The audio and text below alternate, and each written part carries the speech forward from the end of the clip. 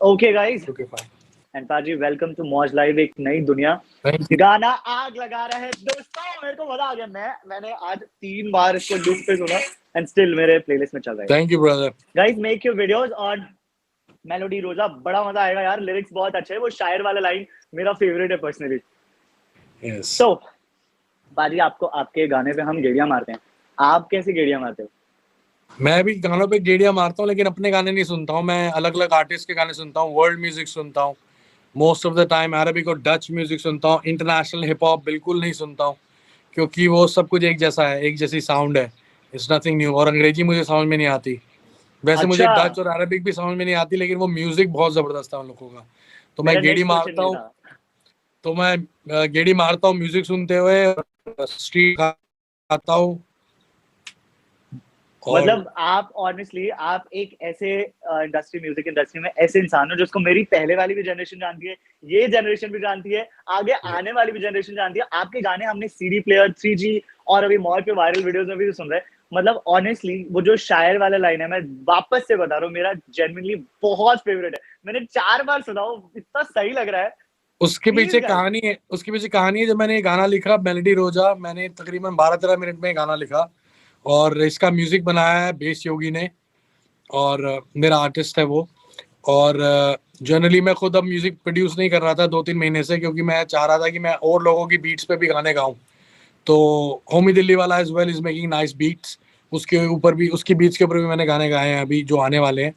तो ये जब मैंने पूरा गाना बना लिया था, एक रात में रिकॉर्ड कर लिया था, जब मैं अगले दिन जिम जा रहा था, तो इसको बहुत इजी रखा है मैंने। कुछ लिरिकली को बहुत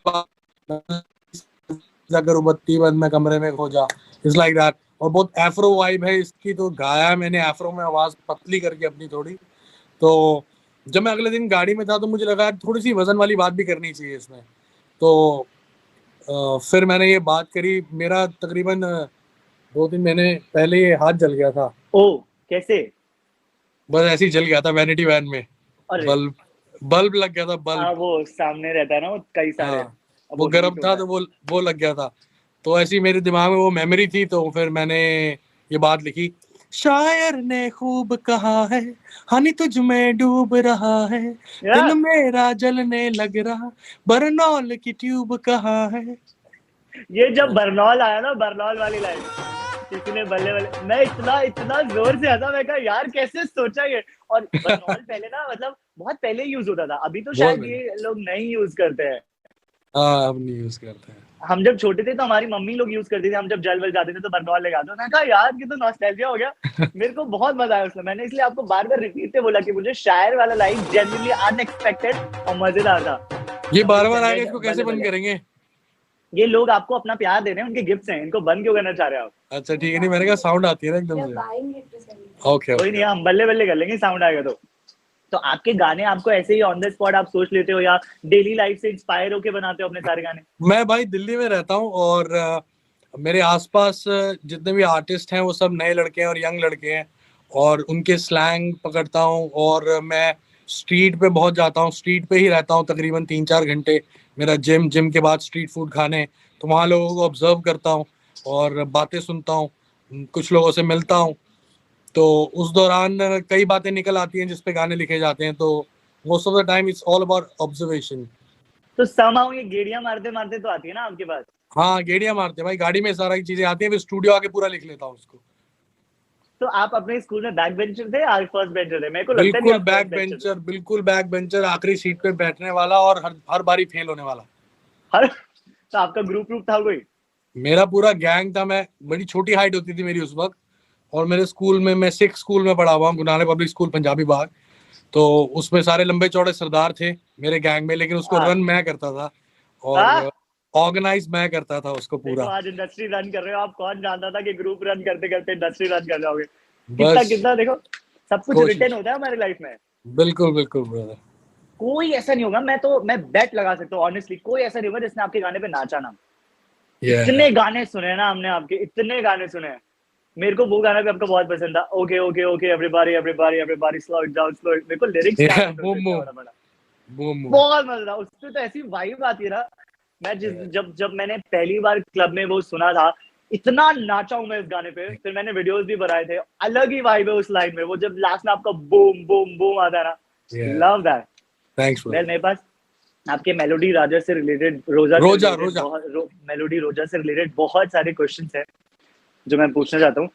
सो आप मुझे सबसे पहले ये बताइए कि आपकी जर्नी कैसी रही जब आपने गाने वाने को शूट किया, तो सेट वेट पे क्या माहौल था, कैसे आपने किया ये सारी चीजें? ये गाना बेसिकली 12-13 मिनट में मैंने लिखा और हाँ स्टूडियो में बैठ के, और फिर ये गाना बन गया और बहुत अलग सा था, और मैं इसमें गा रहा हूँ और इसमें रैप नहीं कर सकता था क्योंकि एफ्रो गानों में रैप नहीं होता है ज़्यादा। एफ्रो गानों में सिंगिंग होती है मोर ओवर, जितने भी आप हाँ इंटरनेशनल एफ्रो गाने सुनो।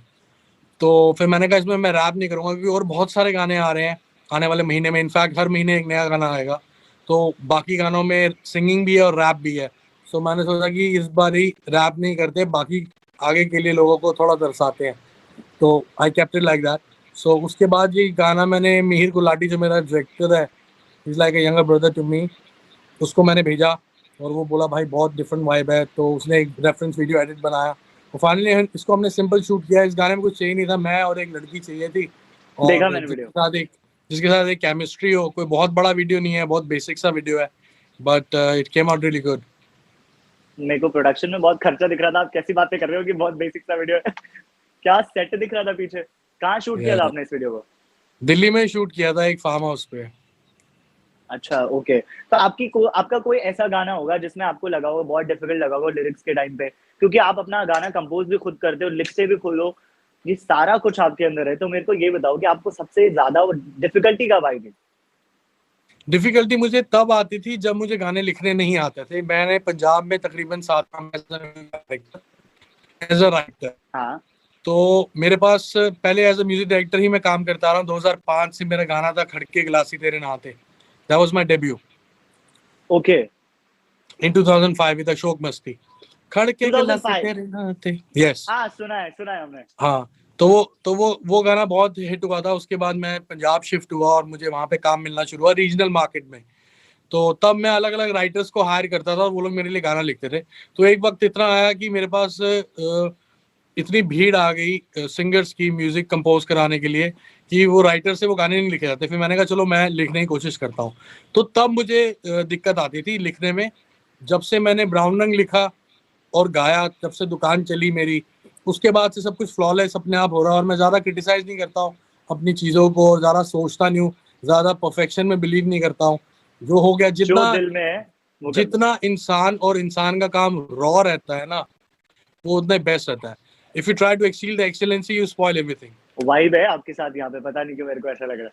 Thanks brother. आपने स्टार्टिंग से इतना कुछ किया, मतलब आपका पहला गाना ही जब वायरल हुआ, और वैसे भी वो बहुत ज्यादा वायरल हुआ था, बहुत चला भी था, फिर उसके बाद आपको ऐसा लगा कि मे बी अभी क्या होगा, ऐसा कुछ हुआ? आपको ऐसी फीलिंग आई? हाँ, उसके बाद मुझे तकरीबन 1.5 साल बिल्कुल काम नहीं मिला था और मेरी फाइनेंशियल सिचुएशन बहुत ख़राब हो गई थी। तो मेरा दोस्त है दिल्ली से मधुकांत, तो उसने मुझे बहुत हेल्प करी उस वक्त। तो फिर उसने मुझे खुद सजेस्ट किया कि भी तुझे अगर काम नहीं मिल रहा है तो पंजाब में बहुत काम है, वहाँ पे सिंगर्स को, म्यूजिक डायरेक्टर्स की बहुत ज़रूरत है और वहाँ बहुत लिमिटेड और बहुत बेसिक सा लोग म्यूजिक बना रहे हैं। तो फिर मैं पंजाब शिफ्ट हुआ। फिर उसके बाद सारा कुछ सही रहा और स्ट्रगल तो लाइफ के दौरान चलती रहती है और चलनी भी चाहिए। और आज भी हम स्ट्रगल कर रहे हैं, पहले भी स्ट्रगल कर रहे थे। तो मुझे लगता है कि इट्स पार्ट ऑफ लाइफ। यही शायद दिस इज द रीजन कि आपको लोग इतना प्यार करते हैं, पता है? मेरे को अभी पर्सनल कनेक्शन हो, बाकी किसी भी, मैंने स्टार से जितने लोगों से बात किया है, इतना कनेक्शन किसी से नहीं बन पाया।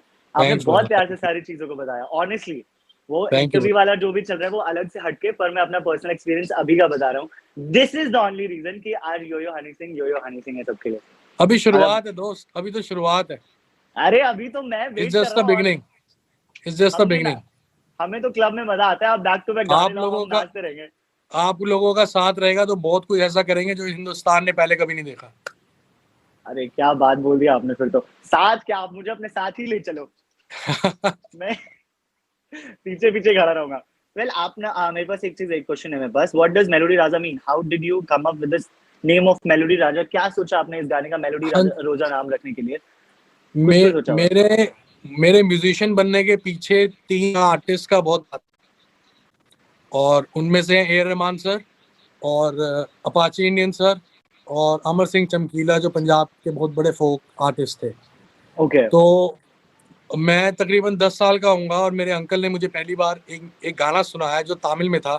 एक पंजाबी लड़के को एक तमिल गाना सुनाया which was Roja in okay. Tamil by Rahman. हाँ। तो मुझे ऐसा लगता है कि रोजा एक ऐसी मेलोडी बनाई गई है रहमान सर के द्वारा जो कभी ना पहले बन सकती है ना कोई बना सकता है इस दुनिया में। तो अरे मैं क्या बात। तो मैं लड़की को ये कह रहा हूँ कि जो तेरी बॉडी और तेरी ब्यूटी और तेरी माइंड और तेरे ब्रेन और तेरे लाइफस्टाइल की जो मेलोडी है,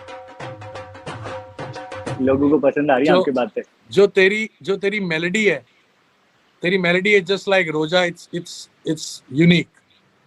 तो ओह। वहां से मेरा ये थॉट आया कि मैं लड़की को बोलूं कि तू मेरी मेलोडी रोजा।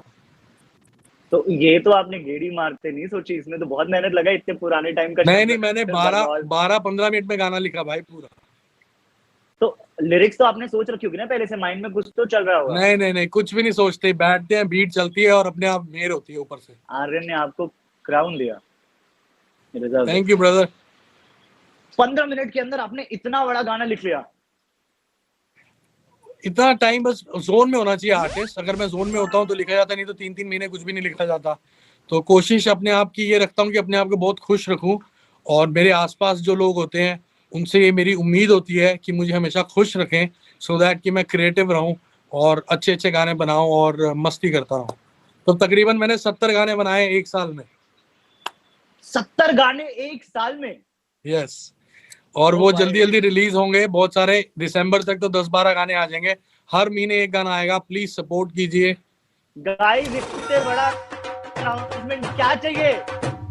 ऐश करो अब जाके। मौज करो मौज। आपको मौज करो यार, आपने मेरी बात बोल दी। आप मेरे को ये बताओ कि आपको माहौल के लिए क्या चाहिए होता है?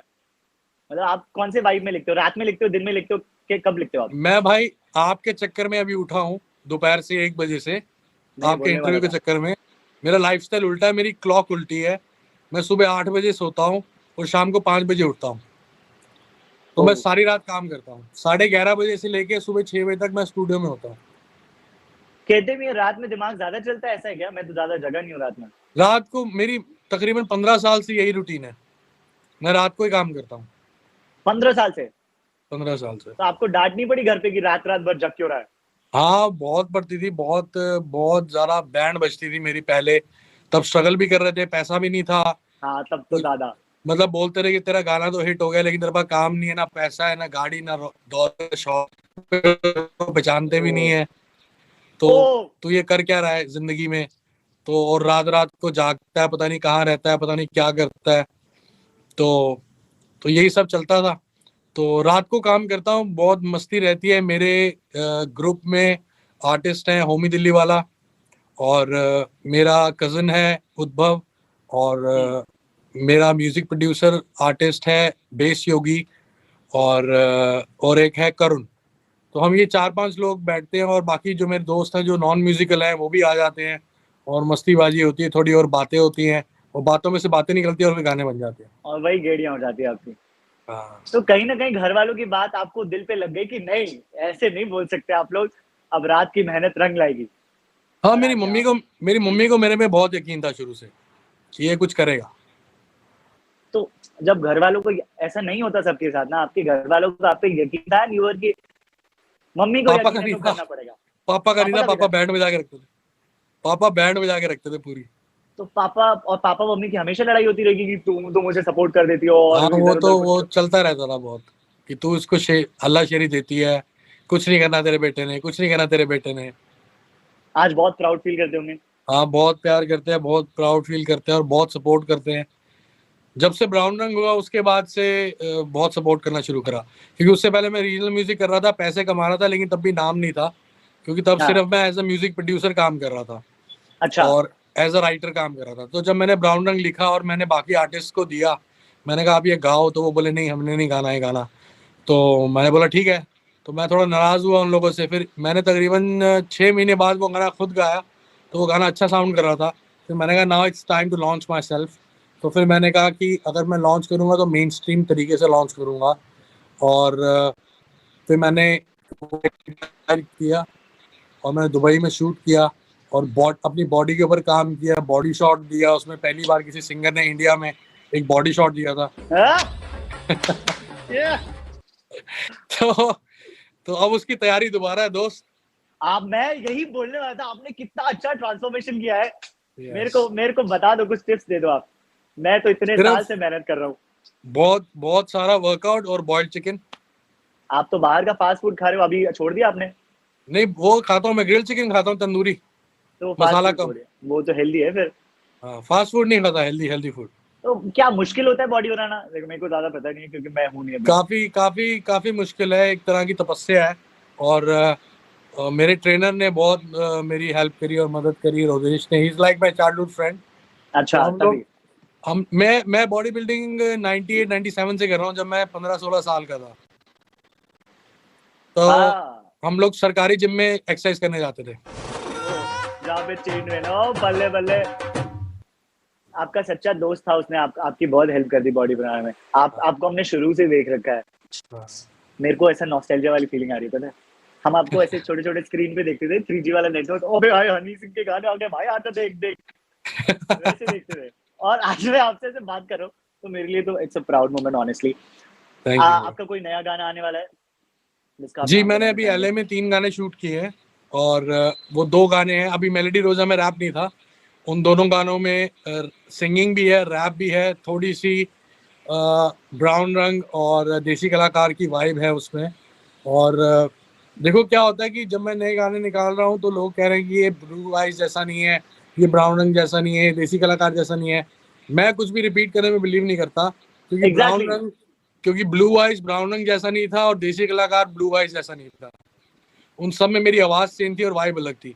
तो मैं एक जैसा काम नहीं करना पसंद करता हूँ, पुराने काम से बेहतर काम करने की कोशिश करता हूँ। अगर आपको नहीं पसंद आ रहा तो और काम करूंगा और डेफिनेटली आपको बहुत कुछ पसंद आएगा। आने वाले गाने बहुत सारे हैं और अभी मैं सोलो पे ही काम कर रहा हूँ और आने वाले मेरे 3 गाने सोलो ही हैं। तो आप सुबह शाम अपने काम में ही सिर्फ लगे रहते हो या फिर आपके काम बस के और अलावा कुछ भी? नहीं, कभी पार्टी पहले करता था, पार्टी वार्टी नहीं करता मैं ज्यादा। और बस काम ही मेरे लिए सब कुछ है, यही पैशन है और कुछ मन ही नहीं करता।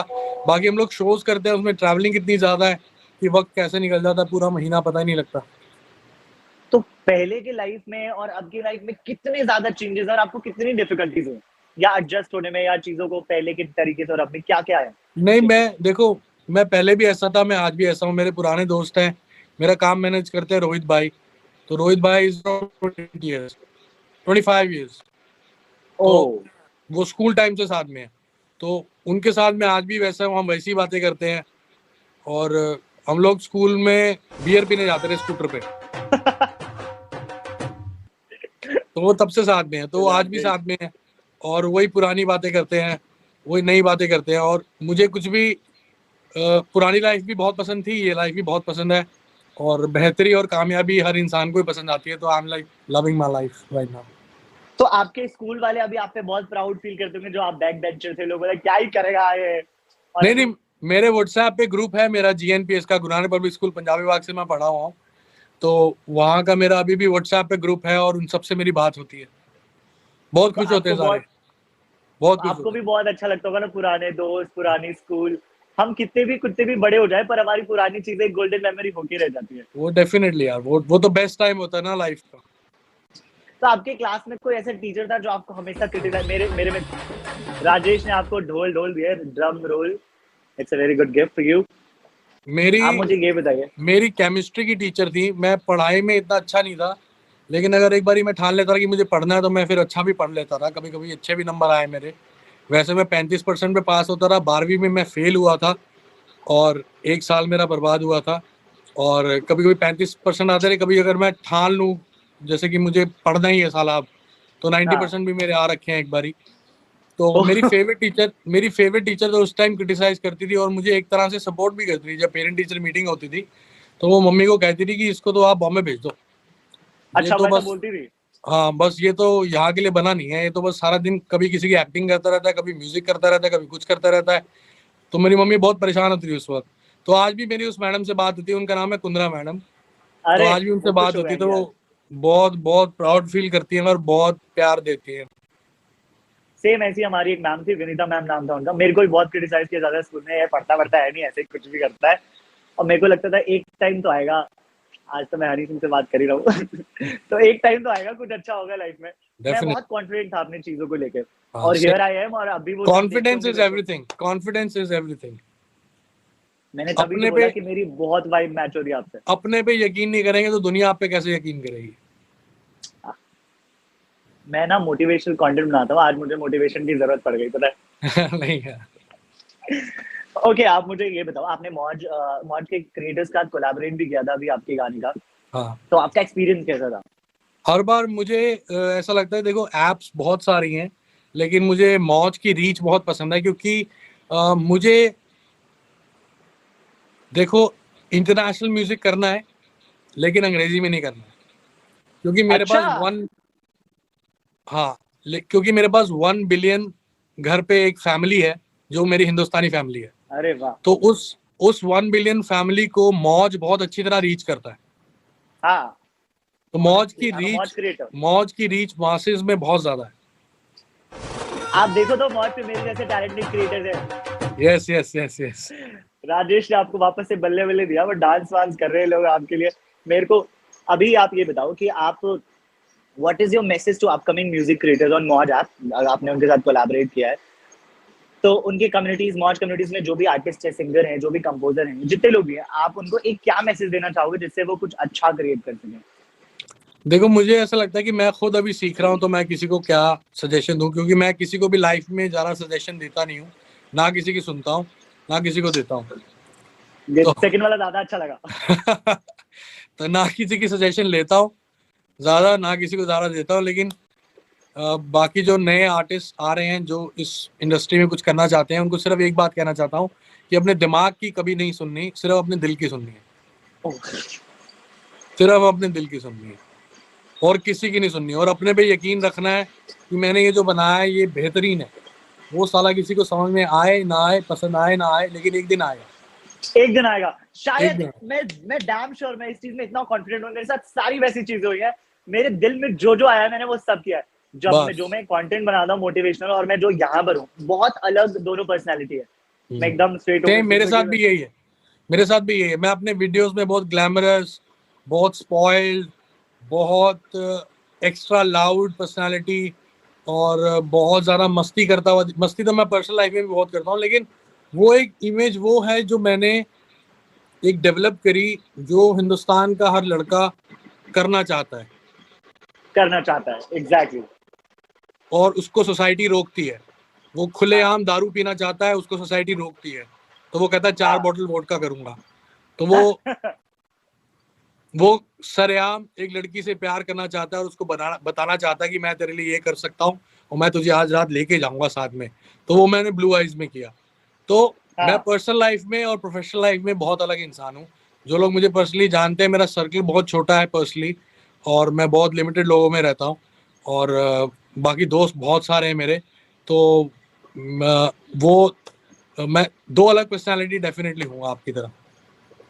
मैं आपको एक इंसिडेंट बताता हूँ। अचानक से मुझे ऐसा फील हुआ कुछ टाइम पहले। अभी कुछ क्रिएटर्स थे जो आपके साथ वीडियोस वगैरह बना रहे थे, और शायद मैं वहां पहुंच नहीं पाया था। आई गॉट कॉल कि मुझे जाना है, पर बहुत इंपॉर्टेंट चीजें थी, बहुत सीरियस सिचुएशन था कि मैं आ नहीं सका। मेरे को इतना रिग्रेट हो रहा था ऑनेस्टली, कि मैं आपको बहुत पहले से देख रहा हूँ, तो मुझे बहुत मन था कि आप मेरे लिए। पर ना कहीं मेरा दिल ऐसा हुआ कि अगर मैं सच्चे मन से काम के लिए किसी चीज को छोड़ाऊंगा और दिल साफ होगा, तो कभी ना कभी मिल लूंगा। और जस्ट आई रियलाइज कि कितना सही कॉन्वर्सेशन चल रहा है, और here I am. Thank you पाजी फॉर ज्वाइनिंग मी। मेरे को इतना अच्छा लग रहा है बात करके। दोस्त, मैं ये बात कहना चाहूंगा कि अगर कोई चीज आप जिंदगी में चाहते हो, अगर आपको आज नहीं मिल रही ना, तो कल जरूर मिलेगी। ऊपर वाले को वक्त पता है, हाँ, और अगर आज नहीं मिल रही तो कल बेहतर तरीके से मिलेगी। सीख गया मैं बहुत कुछ, पता है, इस लाइफ से। नहीं दोस्त, I am just sharing as a brother to you. मेरे को इतना, मैंने ऑनेस्टली इतना कुछ नहीं सोचा था ऐसे कि मैं सिर्फ बातचीत करूंगा, चीजें जानूंगा। पर मैं कनेक्ट हो पाया आपसे बहुत ज्यादा, जो कि थैंक्स नहीं हो ब्रदर। पाता जल्दी लोग किसी से। And this is the thing कि आप आज कहाँ और क्या कर रहे हो। I have something else for you. कभी आपके साथ ऐसा हुआ है कि आपने कोई सॉन्ग बनाया पर आपके पसंदीदा आर्टिस्ट ने मना किया, या फिर वो अवेलेबल ना हो पाए, तो फिर आपने क्या किया? मैंने वही तो बता रहा हूँ ना आपको, मैंने ब्राउन रंग लिखा और मैंने हाँ सबसे पहले दिलजीत भाई को दिया, और हाँ दिलजीत भाई ने बोला कि नहीं यार ये बहुत अर्बन है, मुझे तो फोक ही गाना है, मैं अर्बन म्यूजिक नहीं गाऊंगा। तो मैंने हाँ बोला ठीक है कोई बात नहीं। फिर मैंने जस्टिस सिद्धू पाजी को दिया, तो उन्होंने गाया अपने स्केल पे, तो हाँ हाई स्केल है उनका, हाई पिच पे गाते हैं। तो हाँ। मैंने कहा नहीं पाजी आपको इसको ऐसे गाना है, लो स्केल पे, बी मान स्केल पे। तो देन ही ओके। सेड नहीं यार मेरे को नहीं गाना है ये। तो फिर जब उन्होंने नहीं गाया तो मैंने गाया। तो अगर मुझे ऐसा लगता है कि पहले मेरी कोशिश ये होती है कि मैं जिंदगी में कुछ भी करूँ तो एक कलेक्टिव एफर्ट से करूँ, हाँ 4 लोगों को जोड़ूं और फिर काम करूं। तो अगर वो हाँ। 4 लोग मुझसे नहीं जुड़ते फिर मैं अकेला काम करता हूँ। मतलब आपने, अगर कोई करे ना करे, जुड़े ना जुड़े, करना है, अपने को करना, अपने करना करना है, है। करना है। पावर भर दिया आपने संदीप महेश्वरी वाली। आप मुझे ये बताओ, आपका कौन सा फेवरेट लाइन है मेलोडी रोजा से? मेरा शायर ने तो खूब, शायर वाला। आपका भी शायर वही ने है? खूब मेरा मैंने बोला ना, फेवरेट हमारा कनेक्शन मैच हो रहा है। मैंने 4 बार बोला मेरे को लाइन बहुत पसंद है, और मुझे समझ में भी आ गया आपका भी होगा, मैं फिर भी मैंने आपसे पूछ लिया। ओके। तो आपने कई सारे कोलैब्स करे अभी तक, आपका ड्रीम ड्रीम कोलैबोरेशन क्या होगा? है। A R Rahman. ओ, वो भी हो जाएगा बहुत जल्दी, आपने तो बहुत सारी चीजें उनके साथ करी हैं, देखी हैं। ओके। सो अगर आप यो यो हनी सिंह ना होते, तो क्या नाम रखते? तो क्या? तो क्या होते? कुछ भी नहीं होता भाई, कहीं धक्के खा रहा होता लेकिन स्ट्रगल कर रहा होता, और यो हनी सिंह बनने की कोशिश कर रहा होता। इस अगर ये ना कर रहा होता तो मैं कुछ भी नहीं कर रहा होता। बहुत नालायक इंसान हूँ मैं। नालायक इंसान थे शायद, अब नहीं है। हाँ बचपन में वो जो मम्मी की नजर में। हाँ। अदरवाइज आप बहुत अपनी चीजों में बहुत क्लियर थे कि आपको करना क्या है। बस बस। आप मुझे वो शायर वाली लाइन एक बार सुना दोगे प्लीज? शायर ने खूब कहा है, हनी तुझ में डूब रहा है, दिल मेरा जलने लग रहा, बरनौल की ट्यूब कहाँ है, मेरी मेलोडी रोजा थोड़ी सीधी हो जा, करूँ बत्ती बंद मैं कमरे में खो जा, मैं सर्च करूँ तुझको तू सर्च करे मुझको, टर्न ऑन तू मच करे मुझको। मम्मी बर्नॉल की क्रीम दे दो। आपने बर्नॉल ही लगाया था जब आपका हाथ जला था तो? मैंने पेस्ट लगाया था, कौन सा? कोलगेट? व्हाइट पेस्ट हाँ जो होता है। प्रॉपर देसी हो नहीं आप? देसी हमें लगा पूरे, हम गांव में ही ऐसे करते हैं यार।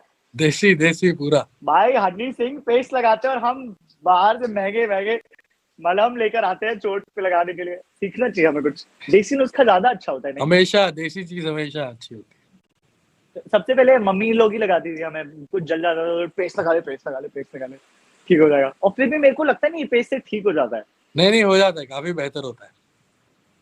पता नहीं, हम तो सुनते नहीं थे कभी मम्मी की, तो शायद इसलिए। और मैं तो मम्मी पापा दोनों का नालायक ही बेटा था, और आज प्राउड बेटा हूँ।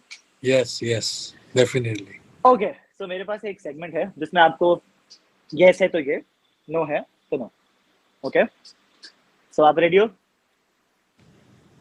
यो yo Honey Singh is always searching for melody.